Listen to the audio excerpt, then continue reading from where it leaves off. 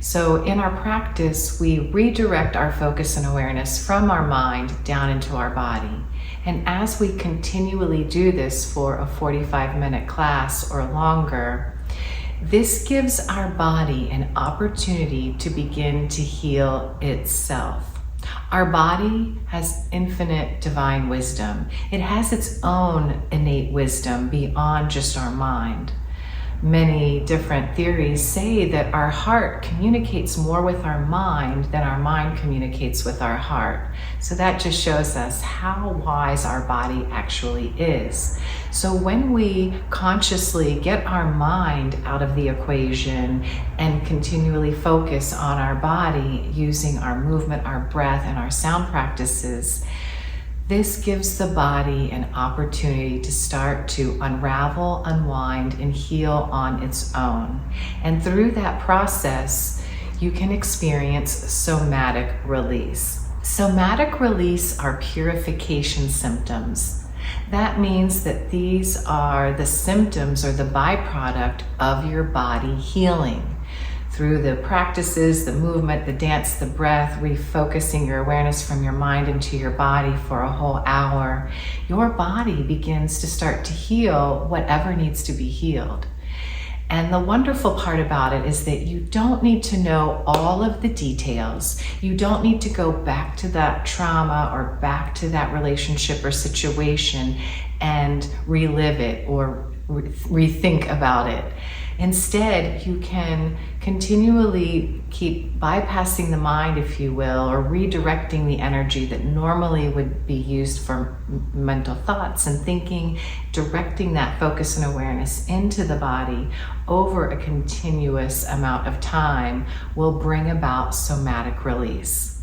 So what do those symptoms look like and feel like? So if you're new to the practice, you definitely want to know about somatic release and the symptoms and what they look like and feel like, because if they come up and you don't know that's normal, it can be a surprise and you may have a negative reaction.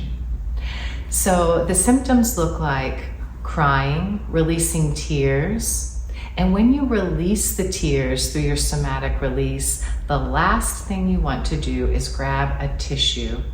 Never wipe the tears from your face. Of course, if you have snot and you need to blow your nose, grab a tissue, but let the tears stream down your face and let them absorb into your skin, because they're actually carrying the biochemicals that your brain needs in order to finish the healing process, in order to shift whatever that may be, shifting your mood, your mindset. So your tears produce the biochemicals that are going to help finish the healing process that's happening.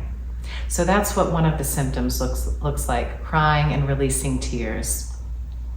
Another symptom that we have is laughing. So spontaneous laughter can come up. A lot of times spontaneous laughter comes up if people feel nervous or embarrassed or have some of that energy in their space or in their personality, or it's one of their habits. They meet something that feels challenging with a joke or with laughter, so their body may spontaneously release laughter. So that's another one of the symptoms is laughing. And that can be a wonderful spontaneous symptom to have, but if it starts happening during your somatic dance class and your healing embodiment session, you want people to know that that's okay. It's okay if you cry or laugh. That is just part of your body releasing and letting go. Maybe you've been suppressing those tears and suppressing the emotions, and so the body just needs a cathartic release. Maybe you haven't been laughing enough in your life and the body needs a good chuckle. So another symptom that you might have is yawning. And I know that it can feel embarrassing if you're in a class or group setting and you start yawning. You don't want the person teaching to think that you're bored or that you're tired. That's somehow taboo, and that's some of the thoughts that we relate to yawning. So we cover your mouth, or you try to shut down that yawn and not let your body fully yawn.